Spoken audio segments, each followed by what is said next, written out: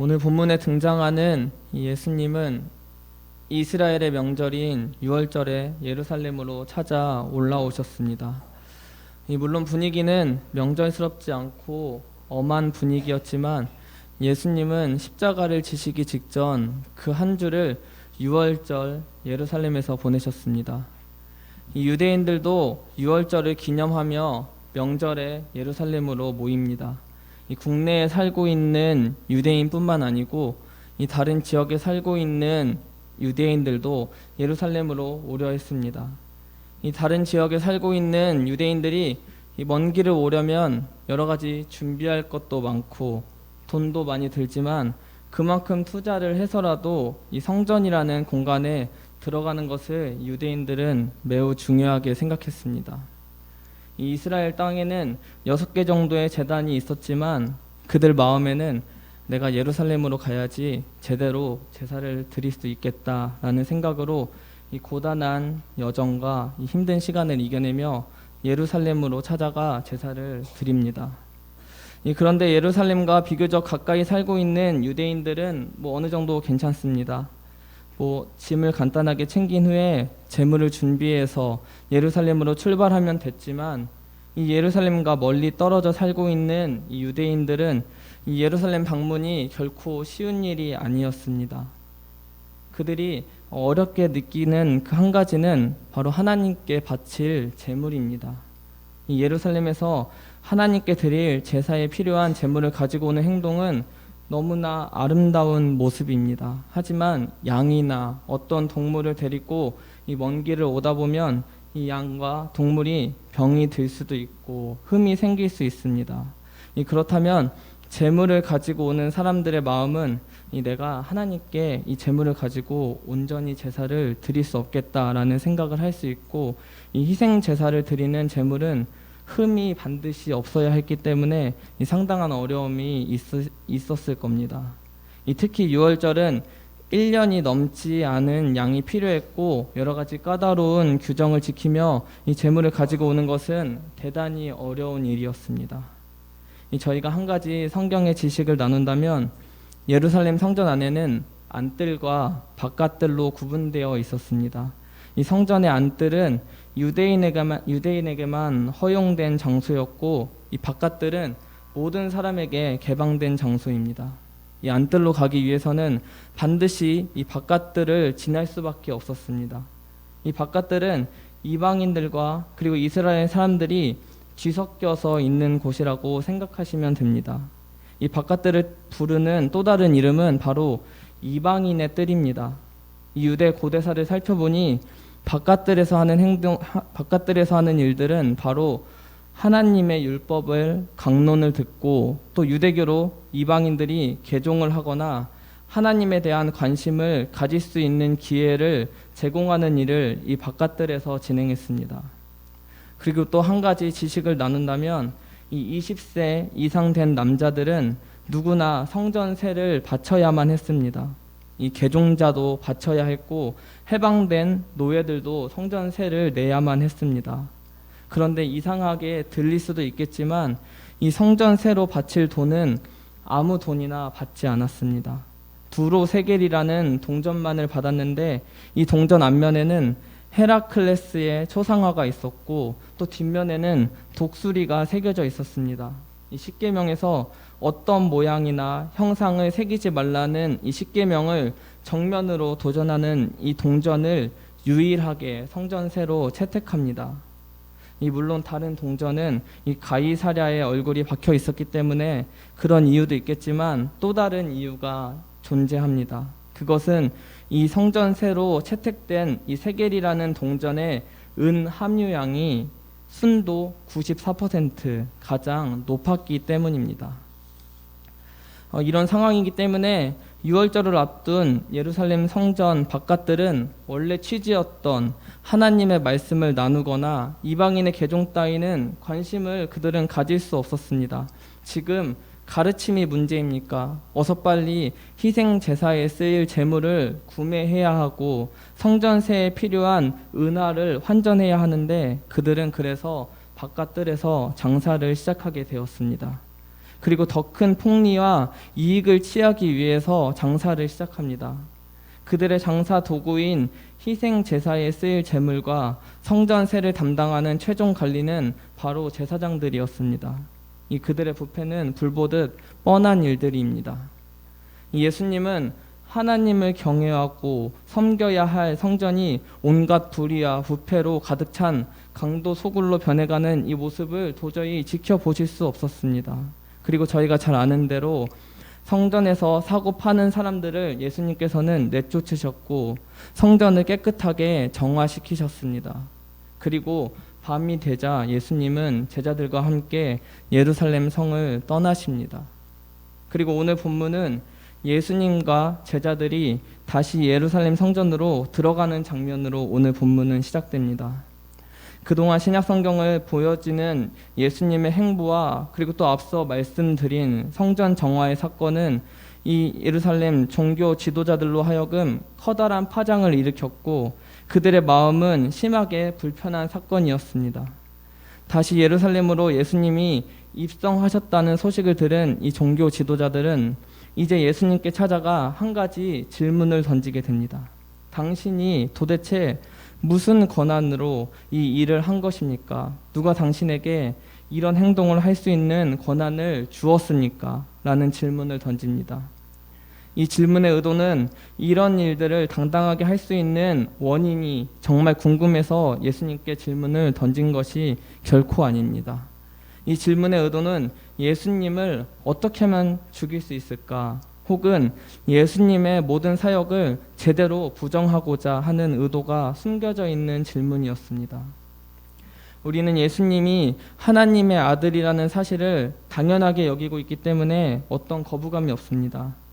하지만 당시 종교 지도자들에게 예수님은 그저 한 사람의 어찌 보면 대단한 젊은 사람 정도로 여겼습니다.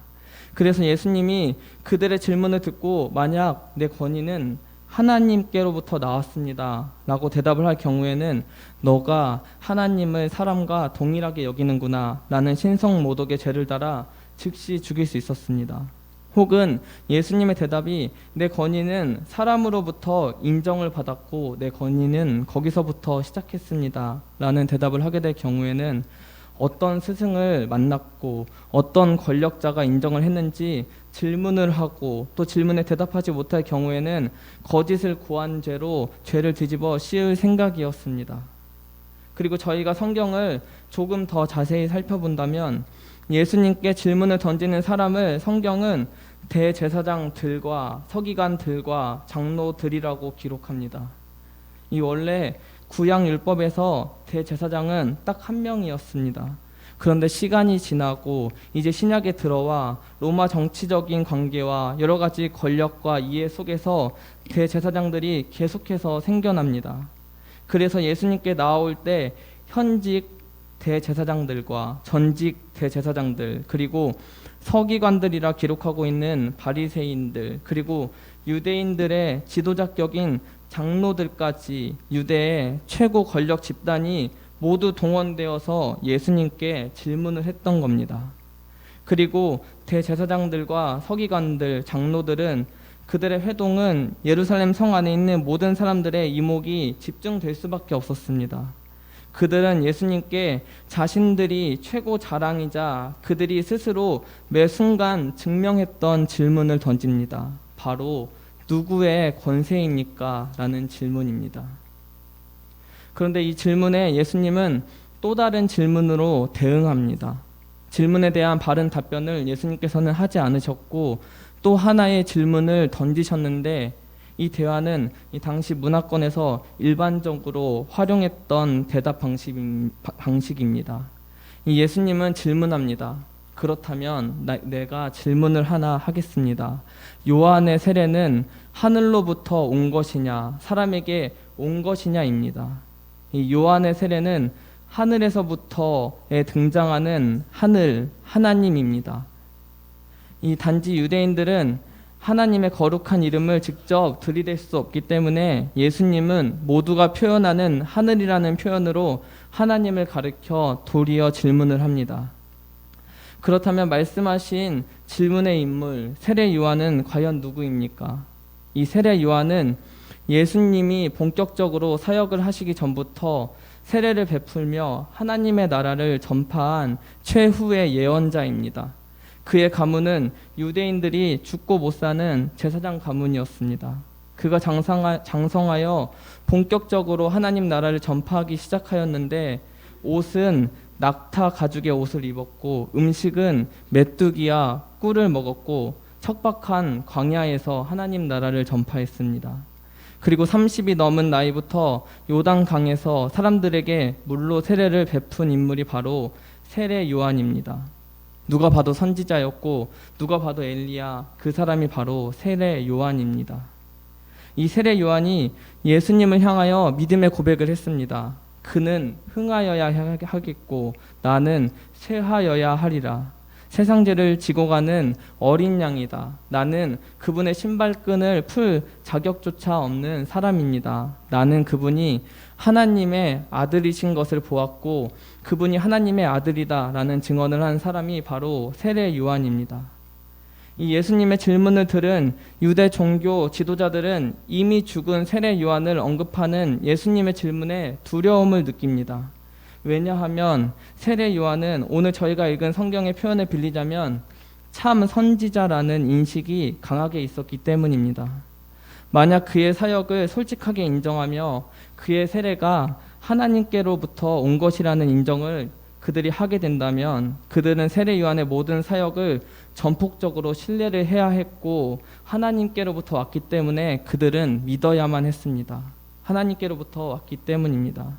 더하여 세례 요한이 주장한 세상 죄를 지고 가는 하나님의 어린 양이신 예수 그리스도를 그들 스스로 인정할 수밖에 없었습니다. 그러므로 종교 지도자들은 세례 요한의 모든 사역이 하나님께로부터 온 사역이라는 사실을 예수님께 대답할 수 없었습니다. 그렇다면 다른 대답이 있습니다. 바로 자신들과 같이 사람에게 인가받은 사역입니다 라는 대답을 할 수 있습니다.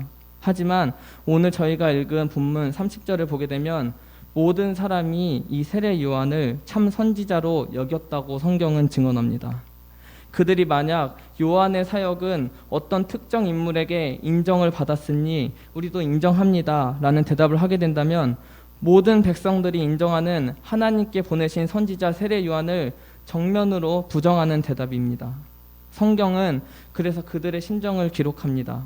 저희가 무서워하는지라입니다. 그들은 두려워했습니다. 권위의식에 사로잡혀 바른 대답을 할 수 없는 이 상황을 그들은 무서워했습니다. 그리고 예수님께 대답합니다. 우리가 알지 못하겠습니다. 그들의 궁색한 대답을 들은 예수님은 그들에게 대답을 하셨습니다. 그렇다면 나도 무슨 권세로 이런 일을 하는지 말하지 않겠다입니다. 결국 진정한 권세와 지혜는 예수님에게 있었고 자신들의 기득권과 권위의 눈이 가려져 진리를 거부하는 종교 지도자들의 무지함을 저희는 생각할 수 있습니다. 그렇다면 우리도 스스로 질문을 던질 수 있습니다.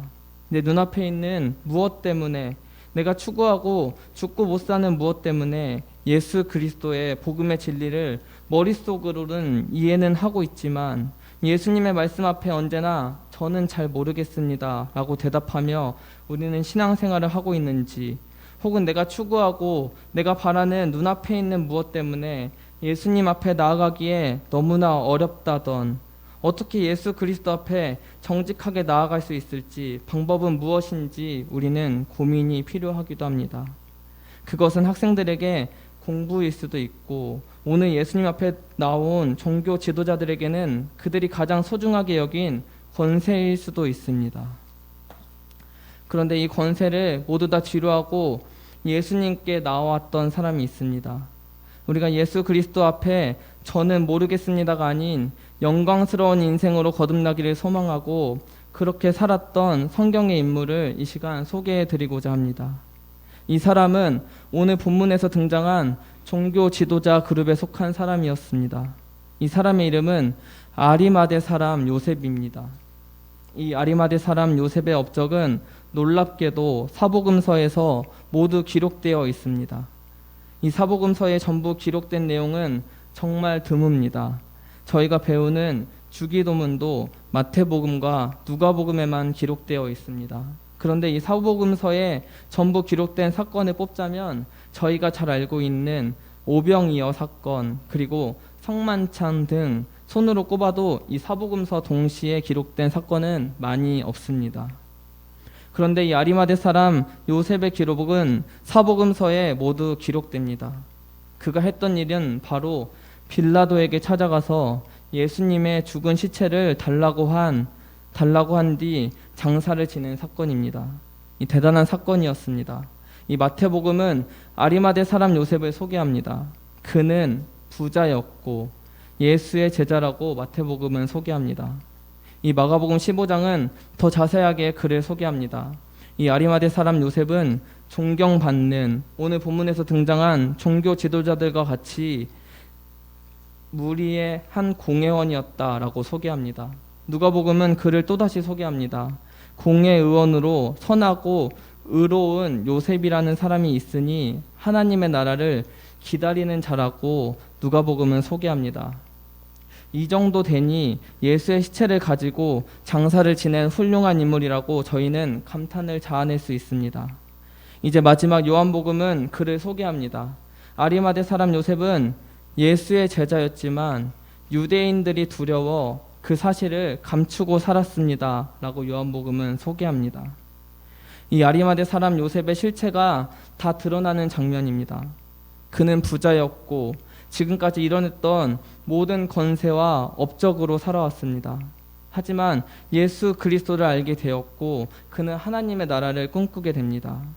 하지만 예수의 도를 따르는 사람이라고 밝혀진다면 동족들에게 배척당하며 살아갈 수밖에 없었고 이제까지 쌓아온 모든 것들이 무너질 수 있었기 때문에 아리마대 사람은 언제나 그들의 대답에 오늘 본문의 지도자들과 같이 저는 모르겠습니다 라는 소개로 살아온 인물이 바로 아리마대 사람 요셉입니다. 그런 그가 마가복음 15장 43절을 보니 당돌하게 빌라도에게 들어가 대놓고 예수의 시체를 요청합니다. 이제까지 쌓아온 모든 기득권을 포기한 채 이제는 대놓고 예수의 장례를 내가 책임지겠습니다 라고 대놓고 빌라도에게 찾아갑니다. 왜 이렇게 그가 변했습니까? 어떻게 그는 예수의 진짜 제자로 살기로 결단했습니까? 그것은 요한복음 19장 38절에 등장하는 기록을 보면 알 수 있습니다. 이 아리마대 사람 요셉은 예수의 제자이나 유대인이 두려워 그것을 숨기더니 이 일 후에 이 사건이 벌어졌다라고 요한복음은 기록합니다. 이 일이 일어난 후에 그가 변했음을 우리는 알 수 있습니다. 그 일이 어떤 사건입니까? 도대체 이 일이 그와 어떤 관련이 있었기 때문에 그동안에 애써 지켜왔던 모든 것을 아리마대 사람 요셉은 내려놓을 수 있었고 이 아리마대 사람 요셉은 그와 같은 행동을 할 수 있었습니까? 그것은 바로 예수 십자가의 사건입니다. 하나님의 아들이신 예수 그리스도가 나를 위해 이 땅에 오셨고 나 같은 죄인을 위해 물과 피를 다 쏟고 십자가에서 죽으셨구나. 예수 십자가를 아리마대 사람은 경험하게 됩니다. 이제 그를 막을 수 있었던 것은 아무것도 없습니다. 그동안 숨어서 아리마대 사람 요셉은 지켜보지도 않았습니다. 어쩌면 빌라도에게 당돌하게 예수의 시체를 요구하는 아리마대 사람 요셉에게 빌라도는 질문을 했을지도 모릅니다. 당신이 도대체 예수와 어떤 관계가 있길래 시체를 달라고 합니까? 그는 이제 대답을 알고 있었습니다. 이전까지는 모르겠습니다 라는 대답이었지만 그는 대답을 했을지도 모릅니다. 예수님은 나 같은 죄인을 위해 나 때문에 예수님께서 십자가에 달려 죽으신 것입니다. 그러니 나는 너무나 이 일에 상관이 있는 사람입니다 라고 대답을 했을지도 모릅니다. 우리가 예수 그리스도 십자가와 너무 상관 있는 사람이라는 말입니다. 그의 대답은 이제는 확실히 알고 있었습니다의 대답으로 변하게 되었습니다. 그가 가지고 있던 모든 가치관은 이제 예수 십자가 앞에서 허물어지고 어서 빨리 피 흘려 돌아가신 예수님의 시체를 장사 짓겠다는 생각으로 빌라도에게 찾아가 예수의 시신을 안치하는 영광의 인생으로 거듭나게 됩니다. 오늘 예배를 드리시는 모든 성도님들, 예수 그리스도의 복음의 진리를 우리의 머릿속으로는 이해하고 있지만 예수님의 말씀 앞에 때로는 우리가 고개를 돌리기도 하고, 우리의 인생이 너무나 힘들고 우리는 연약하기 때문에 저는 잘 모르겠습니다, 아직은 예수님 아닌 것 같습니다 라는 궁색한 대답을 하며 우리는 때로는 신앙생활을 하기도 합니다. 혹은 내가 추구하고 내가 바라고 있는 눈앞에 있는 무엇 때문에 예수님 앞에 나아가기에는 너무나 우리는 때로는 어렵게 느껴집니다. 그런데 우리의 애씀과 수고로는 우리의 생각과 가치를 절대로 이길 수 없다고 저는 확신이 있습니다. 하지만 영광의 인생으로 거듭나 살아내는 방법이 있습니다. 그것은 바로 단 하나입니다. 바로 예수의 십자가, 이 일 후에 일어난 일입니다. 이 예수의 십자가를 묵상하는 방법, 예수 십자가 앞에 나아오는 방법입니다. 나를 위해 피 흘려 돌아가신 예수님, 세상 죄를 짊어지신 하나님의 어린 양, 예수님이 나를 위하여서 죽으셨구나 우리가 생각하고 묵상할 때 비로소 그동안 내가 추구했던 여러 가지 권세보다 예수 그리스도의 권세를 우리가 인정할 수 있고 하나님께서 찾으시는 영광의 인생을 살아낼 수 있다고 확신합니다. 세상의 어떤 권위보다 예수님의 권위를 인정하고 인생의 연수가 늘어남과 동시에 예수 십자가를 더 깊이 묵상하는 신앙생활이 되시기를 간절히 바라겠습니다. 그리하여 우리의 인생이 영광의 인생으로 거듭나는 우리 미랄교회 오늘 예배를 드리시는 모든 성도님들이 되시기를 간절히 원합니다.